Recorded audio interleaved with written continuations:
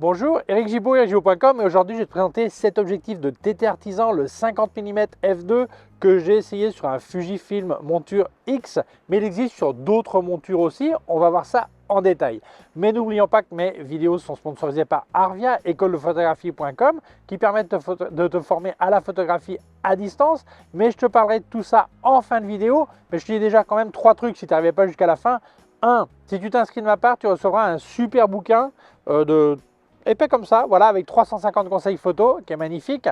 Deuxièmement, si tu vas partir bientôt à la retraite et tu pensais te financer par CPF, compte personnel de formation, n'oublie pas que tu dois t'inscrire avant de partir à la retraite, parce qu'une fois à la retraite, tu ne peux plus t'inscrire, donc inscris-toi avant, même si la formation, tu l'as fait une fois à la retraite. Et troisième point, eh bien, la loi sur le CPF a changé, mais la nouvelle loi n'est pas encore appliquée. Ça veut dire qu'il ne sera plus possible d'avoir un financement à 100% par CPF, mais les élèves devront payer une partie de la formation, que ce soit de la photographie ou n'importe quel secteur. Donc, profites-en tant que ce n'est pas appliqué. Inscris-toi au plus vite, puisque ce qui compte, c'est la date d'inscription, même si la formation, tu l'as fait une fois la loi est appliquée. Alors, contactez-les de ma part, hein, n'oublie pas, les informations sont en description. Donc, on en parle à la fin. Allez, c'est parti! Alors comme d'habitude, hein, TT Artisan, il t'envoie des boîtes, des vraies boîtes. Dedans, tu trouveras l'objectif qui n'est pas dedans puisqu'il est sur l'appareil, une carte de garantie, des informations techniques et aussi un petit chiffon microfibre. Le seul truc qui m'a manqué, j'étais surpris, il n'y avait pas de pare-soleil. Normalement, pas toujours, mais souvent ils mettent un petit pare-soleil. Donc là, il n'y avait pas. Voilà. Bon, on va voir en détail ce que donne les résultats que donne cet objectif. Voilà. Alors d'abord une petite visite physique. Alors les Chinois ils adorent le métal. C'est toujours des objectifs complètement métalliques et ça j'adore. Alors premier truc que je remarque c'est que j'ai un petit jeu au niveau de la monture. Alors je ne sais pas si c'est parce que bon la monture de mon côté de l'appareil ou de l'appareil du côté de l'objectif, je ne sais pas. Ça n'a rien changé au niveau des photos. Un tout petit jeu, hein, mais ridicule. Hein, je le dis parce que je pense qu'il faut le dire. Voilà. Et tout est métal, même le bouchon si tu regardes est métallique.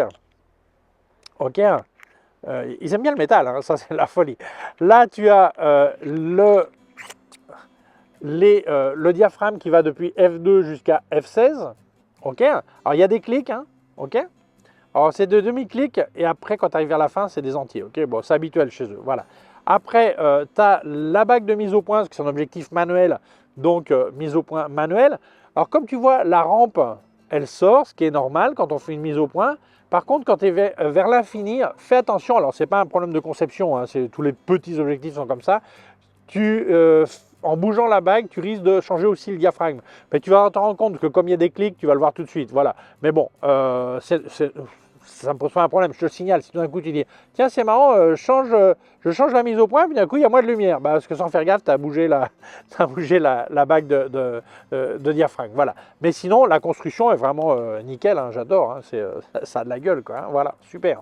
Comme c'est un objectif complètement manuel, je te conseille sur ton appareil d'activer le Focus Picking qui va mettre des petits points lumineux qui t'indiquent là où la mise au point est correctement faite. Et ça, c'est vraiment une grosse aide pour faire la mise au point manuelle. Mais si tu regardes le mode d'emploi de ton appareil, il t'explique tout de suite Focus, alors F-O-U-C-U-S, Picking, P-E-A-K-I-N-G, qui t'indique exactement où faire la mise au point. Comment l'activer pour voir exactement où tu fais la mise au point. Très simple. Alors comme je marque au début de la vidéo, je te montre des photos durant la vidéo et tout le reste des photos sont à la fin de la vidéo. Si tu veux regarder, tout à suivre sans intervention de moi quand je parle. Voilà. Alors, ça serait vraiment sympa si tu ne l'as pas encore fait de t'abonner à ma chaîne YouTube. Ça me file vraiment un coup de main. Il y a un petit bouton par là et une clochette. Si tu appuies sur la clochette, tu recevras un avis quand je monte une nouvelle vidéo. Merci et continuons. Alors, comme je disais au début, il existe en plusieurs montures. Alors, j'ai essayé sur Fujifilm X, sur un X-E1, mais ça existe aussi pour Sony E, pour Nikon Z, pour Canon M, pour L, pour Micro 4 tiers. Donc, voilà, c'est pas parce que moi j'essaye sur un Fuji que si toi tu as une autre monture, tu ne peux pas l'avoir aussi. Alors ça, c'est toujours pensé mirrorless, hein, tous ces genres d'objectifs, parce qu'il n'y a pas de communication avec les boîtiers et tout ça, c'est pas pensé vraiment pour les réflexes, donc c'est pour ça que les montures sont toujours pour mirrorless depuis quelques temps déjà. Alors, ça va de F2 à F16, on a vu, il n'y a pas de clic, c'est complètement manuel. La distance minimum de mise au point est de 50 cm. Oh, moi, je pense que c'est suffisant. C'est chouette quand c'est très court pour faire vraiment truc proche, mais enfin, ça va sur un 50 mm. Alors, l'équivalent full frame de cet objectif sur un APS-C serait l'équivalent, ça serait un 75 mm. Sauf chez Canon, ça serait un peu plus, puisque eux, c'est un facteur 1.6. Donc si tu comparais, ça donne le même angle de vue que sur un 75 mm sur un full frame. Et sur un micro 4 tiers, ben, ça serait 100 mm. Donc d'accord. La taille du filtre, c'est le diamètre du filtre, c'est 43 mm. Si on parle du bloc optique, c'est 6 éléments en 5 groupes. Le poids, ben, ça dépend de la monture que tu choisis. Ça va de 190 à 212 grammes, ce qui est vraiment léger, ce qui est vraiment pas mal, quoi. Alors c'est tout métal, mais enfin ça reste léger, je trouve. L'iris a 10 lamelles, ce qui donne un look, un bokeh assez crémeux quand même, qui est pas mal, je trouve. Pas de pare-soleil, bah, c'est dommage, j'ai dit aussi. Et maintenant, on va parler de la qualité optique. Alors, distorsion, j'ai pas vu vraiment de distorsion, mais enfin bon, sur cette focale, ce serait triste qu'il y en ait, quoi. Sur le grand angle, ouais, mais sur ça, c'est normal qu'il n'y en ait pas. Et j'ai trouvé c'était ok, l'aberration chromatique c'est correct, j'ai trouvé ça correct. Si on parle du vignettage, bah, non plus, j'ai pas observé de vignettage.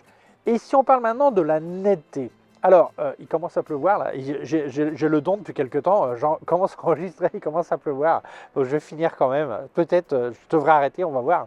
Alors si on parle de la qualité, la netteté, tout ça, bon, à f2 c'est vrai, ça reste un peu mou. Sur les bords, surtout à 2.8 ça s'arrange, à f4 ça va bien mieux, à f8 c'est correct. Voilà. Alors souvent on a cette préoccupation, on dit ah ouais mais à f2 c'est mou sur les bords et tout ça. Mais ma question c'est la suivante, mais pourquoi tu voulais mettre à f2? Non, parce que je veux que le fond soit flou.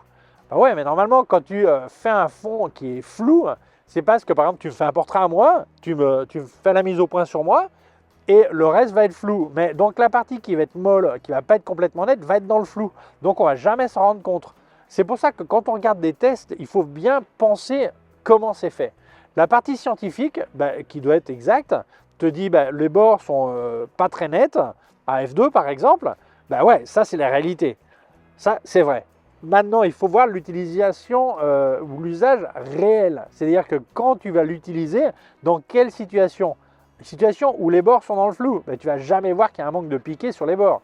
Donc voilà, donc il ne faut pas oublier ça.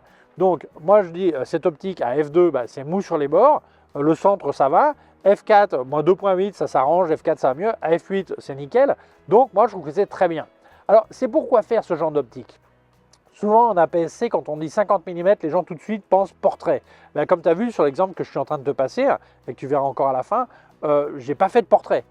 J'ai fait du paysage, j'ai fait des plantes, j'ai fait des trucs, j'ai fait un peu de tout, mais j'ai pas fait de portrait. Pourquoi? Parce que j'avais personne à qui faire des photos. Mais je pense qu'on oublie souvent qu'il n'y a pas de règle. Tu peux très bien faire du paysage au 400 mm ou au 12 mm ou au 5 mm ou faire du portrait au 35 mm ou au 200, tu vois. Donc, faut pas oublier ça. Donc, je pense qu'il ne faut pas toujours penser portrait 50 mm, APS-C ou 75 full frame égale portrait. Non, ça te permet de faire plein de choses.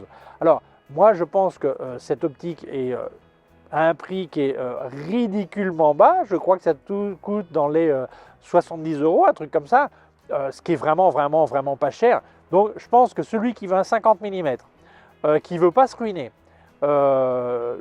ou parce qu'il n'a pas le budget ou qu'il ne veut pas mettre plus, ça c'est une super occasion, c'est une super opportunité. Tout métal, bien construit, tout ça, moi je trouve ça nickel. Surtout si tu as comme moi j'ai un X-E1 Fujifilm qui coûte d'occasion peut-être 120 €. Tu dis, j'ai un tout petit budget pour faire de la photo, je veux une optique de cette focale. Il n'y a pas trop à réfléchir. Moi je pense que c'est un truc complètement recommandable. Voilà. Donc sans aucun doute, c'est un objectif que je recommande complètement sans réserve, et je pense que alors attention, souvent on dit, quand on voit des défauts, on dit il a du caractère. Alors c'est une manière de camoufler ou de justifier ou un truc comme ça. C'est vrai, c'est un caractère, mais non, là je trouve que j'ai pas vu de défaut majeur. Voilà, donc je pense que ouais, complètement recommandable. Alors si ça t'intéressait d'acheter cet objectif, je te laisse un lien d'où est-ce que tu peux l'acheter en description. Donc, merci beaucoup TT Artisan de m'avoir envoyé l'objectif qui a été bloqué 4 mois aux douanes à Madrid. C'est pour ça que je devais le présenter en septembre. Ouais, 4 mois, 6 mois plutôt, voilà. Et donc, ouais, il était bloqué depuis le mois de juillet. Donc, ouais, ça fait plus de 6 mois, voilà.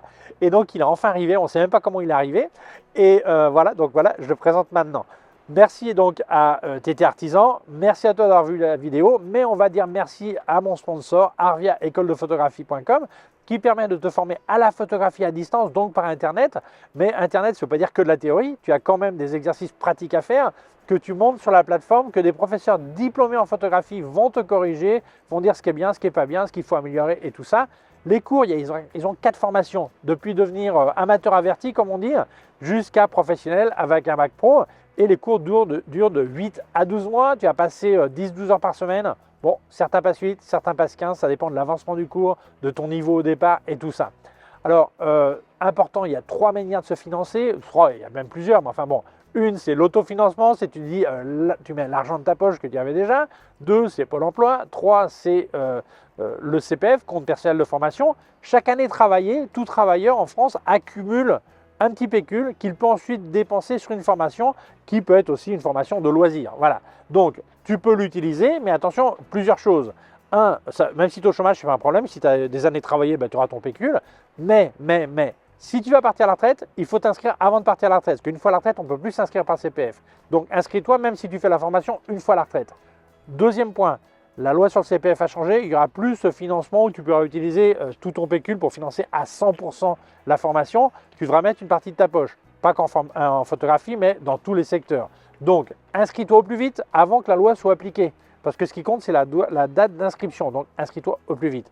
Et troisième point, si tu t'inscris de ma part, tu reçois un super bouquin avec 350 conseils photo et tu reçois au 2e mois, je crois, de la formation en appui pédagogique, donc pas dès le début, voir s'il y a une assiduité. Hein. Et donc, voilà.